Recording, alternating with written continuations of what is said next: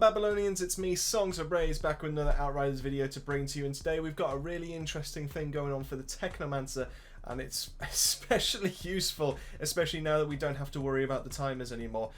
So what we're going to do is we're going to make a minigun build. We're going to find a way to be able to break the minigun build. Well, I say break it, but it's very useful, it's very effective at what it does, and this is actually open to interpretation. You're able to customize this the way you want to, but I'm going to give you the tools. I'm then going to explain the build as to what I've made it from, and then you're going to be able to take it away yourself and then decide what you want to do with it. So let's get into it right now. Alright, so here we go. We've got our yellow Anthem looking kind of yellow Power Ranger kind of gear going on for the transmog. Absolutely love this kind of set, it's brilliant. This kind of customization is the reason why I want to be able to farm the transmog.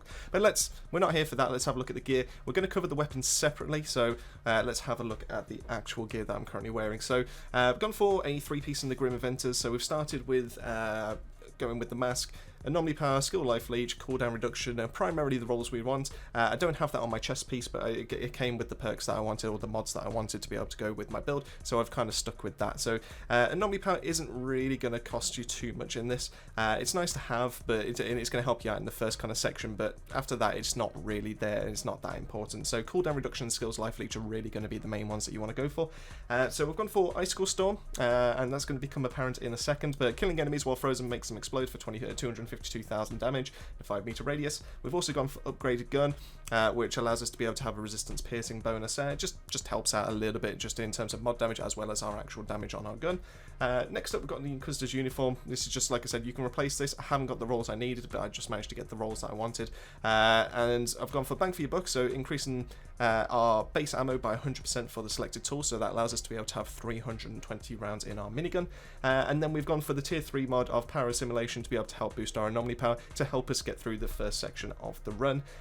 Next up we've gone for the waistcloth of the Borealis Monarch, and the reason why I've gone for that is, one, we get a little bit of status power, which is quite nice, but two, it also gives us the extra damage to frozen that we want, so shatter and freezing boost, so we get a nice 40% extra damage to frozen targets. That helps with the mod damage. It also helps with, like I said, the starting the starting section as well, just to be able to get ourselves to one of those doors or one of those levers, etc, etc. Lastly, we're going for the Grim Inventor's gloves, which comes with the Massacre, where every single enemy killed with the minigun gives us a anomaly power stack for 10 seconds, and it stacks 6 times. Quite nice, helps us out at the start, also helps us out as we go on, but most of the time our mods will actually be the ones that will do the finishing job. We've also gone for advanced rockets, so our pain launcher actually deals an extra 26,000. It actually is quite nice when that stacks with all the freeze and all that. It can actually do some nice numbers, and it also can do some finishing off. And then lastly we've gone for the Grim Inventor's boots, so we're dealing extra damage to elites with our Captain Hunter, and we've also gone for Rain of Pain, so we can reduce our cooldown by 34%, and that's really important because we need that to be able to constantly keep our minigun going, and we can't have it go down. We can't run out of ammo, otherwise basically the exploit, the kind of glitch that we're currently using, will just kind of dissipate, and we have to then get ourselves to another section to then start it all over again. So nice and simple, and that's pretty much the build. So when we go from there, we're going for the skills. Obviously you would have known from the mods that we've just used, so we've gone for Cold Snap, we've gone for Tool of Destruction, we've gone for Pain Launcher. Nice easy kind of cooldowns, nice easy kind of skills to be able to activate, and overall I'm pretty happy with that. When we go to the class tree, this becomes a bit more apparent. So we've gone for a bit more health, just to be able to help us out. That's what makes us tanky, because if you go down the bottom section, normally you either go for a mod that increases your armor while you've got the minigun out, or you have when you activate the skills, or while the minigun is out. So basically we're ignoring all of that, so our tankiness comes from purely our health. On top of that, we've also gone for extra damage to frozen, which is very, very nice indeed, and that obviously allows it to be able to stack up, and you'll start seeing the numbers go up quite nicely. We've gone for the overclocked with the capstone, because every single time we activate Cold Snap, which is almost on a 10-second cooldown, so there is a little bit of downtime with it. It increases our anomaly power by 40%, and it also, just in case we ever die while using the minigun, it'll actually revive us back, so that helps with the tankiness side again. It gives us a couple of armors kind of side of things, a little bit of leech. Well, that one's not going to help. We've gone for the cooldown for our cold snaps, just so we can actually have it back a lot quicker. Exposing Frost, because every single time we do it we want to inflict vulnerable, and that obviously helps out with the mods as well. Wipeout, when enemies are below 30% we do 20% more damage. That also goes on the mods from what I can tell. And then lastly we hit the bottom because we want to be able to go a little bit into Pain Launcher to be able to reduce that cooldown, and we also want to grab some anomaly power. And lastly, we've also gone for heavy absorption because we had 1 point spare, and I think that was the one thing that was kind of missing. We can actually boost up our skill life leech by 7 seconds, so 15%, so that's quite nice. I'm very happy with the skill tree. It's very unconventional, it's not something you would usually see, at least not for a minigun, but it actually works out really, really well, and you'll see so in the footage in the background. In terms of the weapons and the mods that we're going to be using to be able to test out this exploit, and these are just a couple of combinations that I wanted to be able to try myself, along with some people that are over in our Discord. We did have Sandstorm and Ravenous Locust, kind of long cooldown ones, but they actually do the job quite well. I wanted to test out Weakness Trap and Life and Death because I don't feel like those ones get as much love as they usually do. Claymore Torrent and Ultimate Storm Whip, that was my main one to be able to go into this testing, and overall did a decent job. We also have Ultimate Damage Link and Strings of Gorse. Quite surprising, that one, but we'll leave that one for you to be able to have a look at. Fortress and Resistance Breaker, which obviously is the one that increases our damage and reduces the resistance to enemies, which also should technically increase our damage. On paper, not a bad combination, but you're going to have to see the footage for that one to be able to believe it. And then lastly, we've gone for Grim Arrow with Singularity with Weightlessness, and this one was just basically just to have a little bit of fun, just to be able to test it if this actually works. And I'm not going to spoil it, I'm going to leave that one for you to be able to see from the gameplay as well, but yeah, it's quite funny, this one. Okay, so first up on the testing, we used Ultimate Storm Whip and Claymore Torrent, and this was my one going into the testing, and this was what I initially thought was going to be the best combination, as it gives you very nice single target damage, it gives you very nice clearing of AoE, and it just allows you to be able to constantly do that, and because they're all on short cooldowns, it allows you to be able to consistently pump those straight out, and overall they were very good, very strong, and tie that in with the Cold Snap and the fact that obviously when you kill an enemy they then detonate.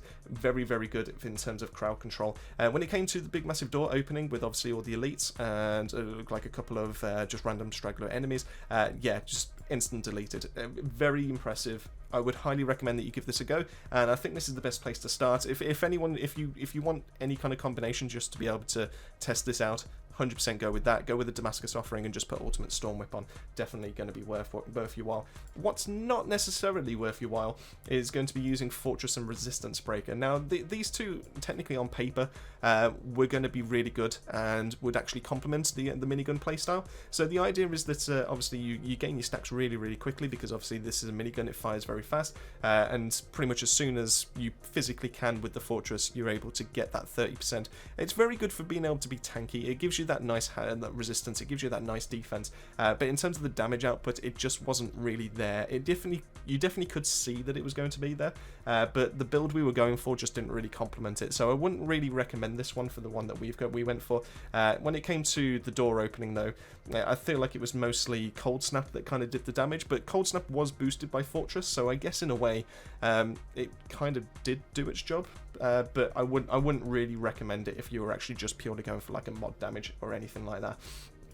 What was quite surprising though was going into the Voodoo Matchmaker. Now the Voodoo Matchmaker had Ultimate Damage Link and it also had Strings of Gorse. Now this was one that was recommended over in the Discord, and I didn't think this was actually going to do very well, but actually the Ultimate Damage Link actually kept up with it and was able to consistently just damage enemies over and over, and really worked really well with the Cold Snap, because it allowed you to be able to weaken all the enemies that were around it in Cold Snap, and that meant that every single detonation you were pretty much clearing out like a room. And so yeah, I would actually recommend this combo. Strings of Gorse was definitely doing a lot of work as well, and it really kind of hammered home to me how good this actually could be as soon as those doors opened. Similar to like obviously what we talked about with Cold Snap, but they were instantly deleted. I managed to see a number over 1 million, and I think that's from a Cold Snap detonation, but everyone's health bar just dissipated, and I honestly had no idea why that was the case. But yeah, it was, yeah, 100% recommend giving that one a go. In terms of like trolliness and just like testing out the mods, we next tried a Singularity and a Weightlessness, and now obviously Weightlessness lifts enemies into the air, inflicts time rift, and this can be refreshed every single second, but it keeps an enemy there for 5 seconds, which is quite nice. And then with Singularity, killing shots create an anomaly. When you shoot the anomaly, it's supposed to explode, dealing 465,000 damage within a certain 6.5 meter radius. Now, for the life of me, I could not get the anomaly just to be able to detonate, and it really wound me up, the fact that the minigun cannot do this. You had to put the gun away, you had to swap to another gun for the bullet then to actually trigger it, and I'm very disappointed about that. In terms of the weightlessness note, that's a lot of fun. It really just lifts up to elites, it takes them out of the fight for 5 seconds, it buys you a lot of time, it's really good for crowd control, but yeah, I'd steer clear of the Grim Marrow's tier 3 mod, and yeah, it's just not worth it. I didn't even get to the door for that one.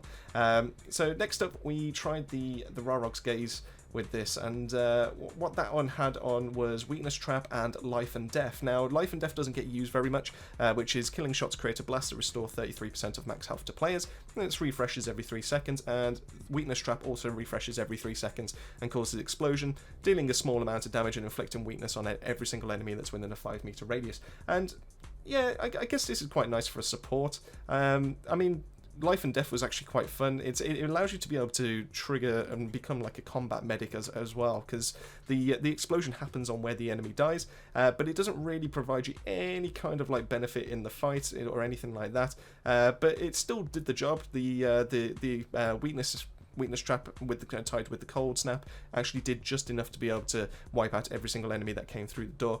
So it definitely can be done. I'm not necessarily invested in it. I don't think that's the best one to go for. And then lastly, we tried using Sandstorm with Ravenous Locust, and Sandstorm is one that's quite widely used in the community already, where the Sandstorm deals 331,000 damage over 5 seconds and has a 5-second cooldown, and Ravenous Locust does around about the same kind of thing with a different amount of damage.